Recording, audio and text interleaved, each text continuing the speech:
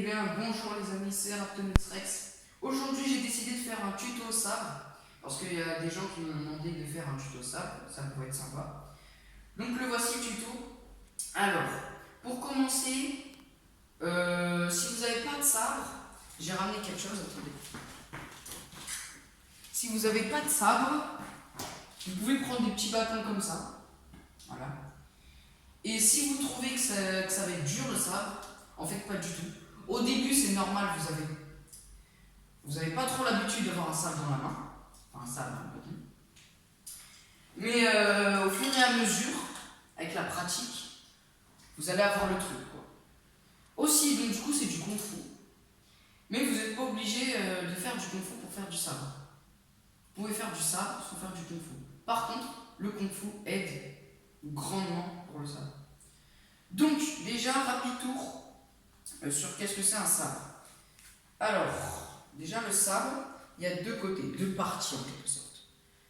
Il y a la lame et la poignée. On va mettre notre main, on va le prendre. Dans la lame, c'est plat. Et il y a deux côtés. Il y a le dos de la lame et il y a le tranchant de la lame.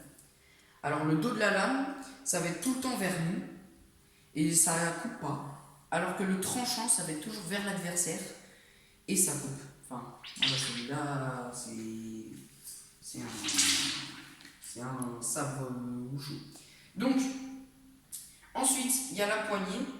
Dans la poignée, il y a le manche. C'est là où on va mettre notre main, où on va tenir le sabre. Il y a la garde. Alors, la garde, c'est un peu ce qui sépare la lame et la poignée. Et c'est là, et on va coller toujours notre main à la garde. Toujours, parce que déjà de une, les rotations seront mieux. Et parce que c'est comme ça. Ensuite, il y a le pommeau. Alors le pommeau, c'est un peu la fin de la poignée. Et c'est là où on va accrocher un foulard pour les wushu et d'ailleurs aussi pour les traditionnels. Et le wushu, c'est pour la beauté, du sabre et tout. Alors, déjà mettez pause à la vidéo si vous n'êtes pas échauffé. Moi je suis échauffé donc je ne vais pas vous faire un échauffement. Échauffez-vous. Et après, remettez la vidéo. Donc, pour commencer, on va faire ce mouvement. Là, je le fais vite. Peut-être vous arrivez déjà à le faire, mais pour ceux qui ne savent pas le faire, on va poser le sabre. Vous allez juste faire ça, en serrant très fort le poignet. À la fin, vous allez avoir de l'amplitude sur le poignet. Et en faisant ça, vous allez vous dire, ah oui, mais là, ça ne part pas à la verticale. Vous allez voir. Une fois qu'on aura ce mouvement, tout le monde a ce mouvement, donc normalement tout le monde a ça. Vous allez faire pareil, sauf que vous allez voir que ça va bloquer, ça va aller un peu à l'horizontale.